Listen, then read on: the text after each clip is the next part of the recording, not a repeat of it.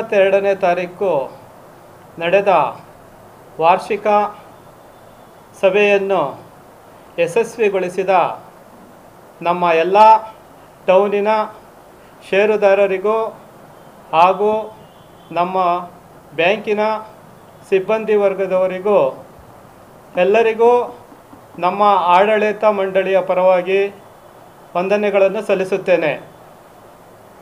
ಅದೇ ರೀತಿ ವಾರ್ಷಿಕ ಮಹಾಸಭೆಯಲ್ಲಿ ಘೋಷಣೆ ಮಾಡಿದ 10% ಡಿವಿಡೆಂಟನ್ನು ಶೀಘ್ರವಾಗಿ 2-3 ದಿನಗಳಲ್ಲಿ ನಮ್ಮ ಬ್ಯಾಂಕಿನ ವ್ಯವಸ್ಥಾಪಕರಾದ ಆಂಜಿನಪ್ಪನವರಿಗೆ ಸಲಹೆ ನೀಡಿದ್ದು ಎಲ್ಲ ಷೇರುದಾರರಿಗೂ ಡಿವಿಡೆಂಟ್ ಹಣವನ್ನು ಶೀಘ್ರವಾಗಿ ಅವರ ಖಾತೆಗಳಿಗೆ ವರ್ಗಾವಣೆಯಾಗುತ್ತದೆ.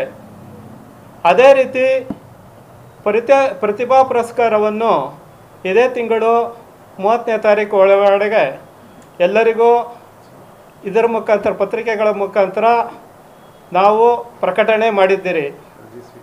ಅದರಂತೆ ನಾವು ಪ್ರತಿಭಾ ಪುರಸ್ಕಾರವನ್ನು 20/10/24ರಂದು ಎಲ್ಲ ನಮ್ಮ ಷೇರುದಾರರ ಮಕ್ಕಳಿಗೆ ಪ್ರತಿಭಾ ಪುರಸ್ಕಾರವನ್ನು ನೀಡುತ್ತೇವೆ. ಅದರಂತೆ ಕಣ್ಣಿನ ಶಸ್ತ್ರಚಿಕಿತ್ಸೆ ಮತ್ತು ಕನ್ನಡಕಗಳನ್ನು ನಮ್ಮ ಷೇರುದಾರರಿಗೆ ಎಲ್ಲರಿಗೂ ಶೀಘ್ರದಲ್ಲೇ ನಾವು ನಮ್ಮ ಆಡಳಿತ ಮಂಡಳಿಯ ಪರವಾಗಿ ಒಂದು ದಿನಾಂಕವನ್ನು ನಿಗದಿ ಮಾಡುತ್ತೇವೆ. ಅದರಂತೆ ಈ ವಾರ್ಷಿಕ ಮಹಾಸಭೆಯಲ್ಲಿ ನಮಗೆ ಹಲವಾರು ರೀತಿಯ ಒಂದು ಮಾಹಿತಿಗಳು ಬಂದಿದ್ದು,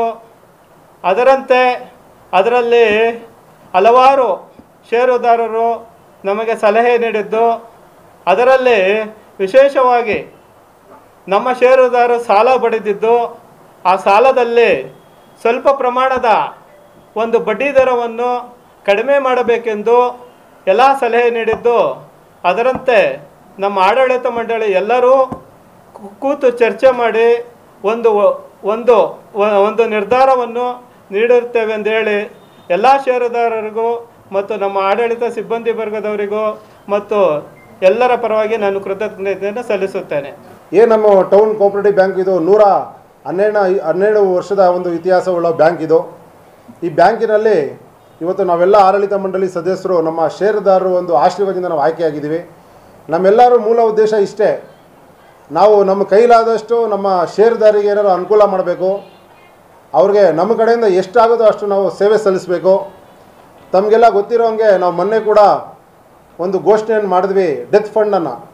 ಇದ್ರ ಮುಂಚೆ 15,000 ಇತ್ತು, ಆಮೇಲೆ 20,000 ಮಾಡಿದ್ವಿ, ಈಗ 25,000ಗಳ ನಾವು ಡೆತ್ ಫಂಡ್ ಕೂಡ ಮಾಡಿದ್ದೇವೆ. ಅದ್ರ ಜೊತೆಗೆ ಪ್ರತಿಭಾ ಪುರಸ್ಕಾರ ಮಕ್ಕಳಿಗೂ ಕೂಡ ಅಷ್ಟೇ, ಅವ್ರಿಗೆ ನಾವು ಅವ್ರಿಗೆ ಓದುವಿಕೆಗೆ ಅವ್ರಿಗೆ ಎಲ್ಲೋ ಒಂದು ಕಡೆ ಒಂದು ಸ್ವಲ್ಪ ಹೆಲ್ಪ್ ಆಗಲಿ ಅಂತೇಳಿ ಆ ಪ್ರತಿಭಾ ಪುರಸ್ಕಾರ ಶುಲ್ಕವನ್ನು ನಾವು ಅವ್ರಿಗೆ ಹೆಚ್ಚಿಗೆ ಮಾಡಿದ್ದೇವೆ. ನಾವು ಇನ್ನೂ ಹಲವಾರು ನಮ್ಮ ಷೇರುದಾರರಿಗೆ ಸೇವೆ ಸಲ್ಲಿಸೋ ರೀತಿಯಲ್ಲಿ ಒಳ್ಳೆ ಕೆಲಸಗಳು ಮಾಡ್ತಾ ಬರ್ತಾ ಇದ್ದೇವೆ, ಮುಂದೇನೂ ಮಾಡ್ತೇವೆ. ಮೊನ್ನೆ ನಡೆದಂಥ ವಾರ್ಷಿಕ ಮಹಾಸಭೆಯಲ್ಲಿ ಕೂಡ ನಮ್ಮ ಷೇರುದಾರರು ನಮಗೆ ಒಳ್ಳೆ ರೀತಿಯ ಒಂದು ಸಲಹೆಗಳನ್ನು ಕೊಟ್ಟಿದ್ದಾರೆ. ಆ ಸಲಹೆಗಳನ್ನು ನಾವು ತುಂಬ ಸೂಕ್ಷ್ಮವಾಗಿ ತೊಗೊಂಡಿದ್ದೀವಿ. ನಮ್ಮ ಆಡಳಿತ ಮಂಡಳಿ ಸದಸ್ಯರೆಲ್ಲ ನಾವು ಅದನ್ನು ಚರ್ಚೆ ಮಾಡಿದ್ದೀವಿ. ಏನೇನು ಸಲಹೆ ನಮ್ಮ ಷೇರುದಾರರು ಕೊಟ್ಟಿದ್ದಾರೋ ಅದನ್ನು ಬರುವಂಥ ದಿನಗಳಲ್ಲಿ ಅತಿ ಶೀಘ್ರದಲ್ಲಿ ಅದನ್ನು ರೂಪುಗೊಳಿಸ್ತೀವಿ ಅಂತೇಳಿ ಈ ಸಂದರ್ಭದಲ್ಲಿ ನಾನು ಹೇಳ್ತಾ, ಎಲ್ಲ ನಮ್ಮ ಅತಿ ಮುಖ್ಯವಾಗಿ ಇನ್ನೊಂದು ವಿಚಾರ ಹೇಳಬೇಕಂದ್ರೆ, ನಮ್ಮ ಒಂದು ನೆಟ್ NPA ಏನಿವತ್ತು ನಾವು ಷೇರುದಾರರಿಗೆ ಡಿವಿಡೆಂಡ್ ಕೊಡ್ತಾ ಇದ್ದೀವೋ, ಆ ಡಿವಿಡೆಂಡ್ ಕೊಡೋದಕ್ಕೆ ಕಾರಣನೇ ನೆಟ್ NPA. ಆ ನೆಟ್ NPAನ ನಮ್ಮ ಸಿಬ್ಬಂದಿ ವರ್ಗದವರು ಜೊತೆಗೆ ನಮ್ಮ ಷೇರುದಾರರು ಯಾರು ನಮ್ಮ ಬ್ಯಾಂಕಲ್ಲಿ ಲೋನ್ ತೊಗೊಂಡಿದ್ದಾರೋ ಅವರೆಲ್ಲರೂ ಆಶೀರ್ವಾದದಿಂದ ಇವತ್ತು ನಾವು ನೆಟ್ NPA 0 ಮಾಡಿದ್ದೀವಿ. ಇದು ಒಂದು ನಮ್ಮ ಸಾಧನೆ ಅಂತಲೇ ಹೇಳಬೇಕು ನಮ್ಮ ಸಿಬ್ಬಂದಿ ವರ್ಗದವರು. ಆದ್ದರಿಂದ ಎಲ್ಲ ನಮ್ಮ ಬ್ಯಾಂಕಿನ ಷೇರುದಾರರು ಸಿಬ್ಬಂದಿ ವರ್ಗದವ್ರಿಗೆ ನಾನು ಈ ಸಂದರ್ಭದಲ್ಲಿ ಅಭಿನಂದನೆಗಳು, ಧನ್ಯವಾದ ತಿಳಿಸ್ತಾ ನನ್ನ ಮಾತನ್ನು ಮುಗಿಸ್ತೇನೆ. ನಮಸ್ಕಾರ. ಇನ್ನೊಂದು 2-3 ದಿನಗಳಲ್ಲಿ ತಮ್ಮೆಲ್ಲರ ಖಾತೆಗೂ ಡಿವಿಡೆಂಟ್ ಹಣವನ್ನು ತಮ್ಮೆಲ್ಲರ ಖಾತೆಗೂ ವರ್ಗಾವಣೆ ಆಗುತ್ತದೆ. ನಮಗೆ ನೀವು ಕೊಟ್ಟಂಥ 5,05,00,000 ರೂಪಾಯಿ ಲಾಭದಲ್ಲಿ ನಾವು 10% ಹಣವನ್ನು ತಮ್ಮೆಲ್ಲರ ಖಾತೆಗೂ ಡಿವಿಡೆಂಟ್ ಆಗಿ ವರ್ಗಾವಣೆ ಮಾಡ್ತಿದ್ದೀರಿ. ಇದಕ್ಕೆ ಸಹಕಾರ ಕೊಟ್ಟಂಥ ತಮ್ಮೆಲ್ರಿಗೂ ನಾನು ಕೃತಜ್ಞತೆಗಳನ್ನು ತಿಳಿಸ್ತೇನೆ. ಇದೇ ರೀತಿ ನೀವು ಸಹಕಾರ ಕೊಡಿ, ನಮ್ಮ ಬ್ಯಾಂಕ್ ಇನ್ನೂ 100 ವರ್ಷ ಇದೇ ರೀತಿ ಚೆನ್ನಾಗಿ ನಡೀಲಿ ಅಂತ ತಮ್ಮೆಲ್ಲರಲ್ಲಿ ಕೇಳ್ಕೊತೀನಿ. 111 ವರ್ಷ ಇತಿಹಾಸ ಇರುವಂಥ ನಮ್ಮ ಬ್ಯಾಂಕಿಂಗ್ ವ್ಯವಹಾರ ಒಂದು ಕಡೆ ಆದರೆ ಸಾಮಾಜಿಕ ಕಾಳಜಿಯ ಕಡೆ ಕೂಡ ನಾವು ಭಾಳ ಪ್ರಾಮುಖ್ಯತೆಯನ್ನು ಕೊಡ್ಕೊಂಡು ಬರ್ತಾಯಿದ್ದೀವಿ. ಇಡೀ ಕರ್ನಾಟಕ ರಾಜ್ಯದಲ್ಲಿ ಷೇರುದಾರ ಮರಣ ಹೊಂದಿದರೆ 25,000 ರೂಪಾಯಿ ಕೊಡೋದು ಬರೀ ನಮ್ಮ ಬ್ಯಾಂಕ್ ಮಾತ್ರ. ಅದೇ ರೀತಿ ಇವತ್ತಿನ ಆಧುನಿಕ ಯುಗದಲ್ಲಿ ಏನು ಒಂದು ಆನ್ಲೈನ್ ಟ್ರಾನ್ಸಾಕ್ಷನ್ ಇದೆ, ಅದ್ರ ಬಗ್ಗೆ ಎಲ್ಲ ನ್ಯಾಷನಲೈಸ್ಡ್ ಬ್ಯಾಂಕ್ಸು ನಮಗೆ ಕಾಂಪಿಟೇಷನ್ ಕೊಡ್ತಾ ಇದ್ದಾರೆ. ಅದ್ರ ಬಗ್ಗೆ ನಮ್ಮ ಬೋರ್ಡ್ ಅವರು ನಾವು ಸರ್ವಾನುಮತದಿಂದ ತೀರ್ಮಾನ ಮಾಡಿ ರಿಸರ್ವ್ ಬ್ಯಾಂಕಿಗೆ ಪತ್ರ ಬರೆದಿದ್ದೀವಿ. ಇವತ್ತಿನ ಆಧುನಿಕ ಯುಗದಲ್ಲಿ ಈ ಒಂದು ಕ್ರಾಂತಿ ಇರುವಂಥ ಒಂದು ಸಂದರ್ಭದಲ್ಲಿ ನಾವು UPI ಟ್ರಾನ್ಸಾಕ್ಷನನ್ನು ನಮ್ಮ ಬ್ಯಾಂಕಲ್ಲಿ ಅಳವಡಿಸ್ಕೊಬೇಕು ಅಂತ ಹೇಳ್ಬಿಟ್ಟು ರಿಸರ್ವ್ ಬ್ಯಾಂಕ್ಗೆ ನಾವು ಹಲವಾರು ಪತ್ರಗಳನ್ನು ಬರೆದಿದ್ದೀವಿ. ಒಂದು ಪರ್ಮಿಷನ್ ಬರೋ ಒಂದು ನಿರೀಕ್ಷೆಯಲ್ಲಿದ್ದೀವಿ. ಅದು ಬಂದರೆ ಅತಿ ಶೀಘ್ರದಲ್ಲೇ ಟೌನ್ ಕೋಆಪರೇಟಿವ್ ಬ್ಯಾಂಕಲ್ಲಿ ಸಹ ಆನ್ಲೈನ್ ಟ್ರಾನ್ಸಾಕ್ಷನ್ನು ಪ್ರಾರಂಭವಾಗುತ್ತೆ ಅಂತ ನಾನು ಹೇಳೋಕ್ಕೆ ಇಚ್ಛೆ ಪಡ್ತೀನಿ. ಈಗ ನಮ್ಮ ಈ ಟೌನ್ ಕೋಆಪರೇಟಿವ್ ಬ್ಯಾಂಕ್ 6 ಬ್ರಾಂಚ್ಗಳನ್ನು ಹೊಂದಿದೆ.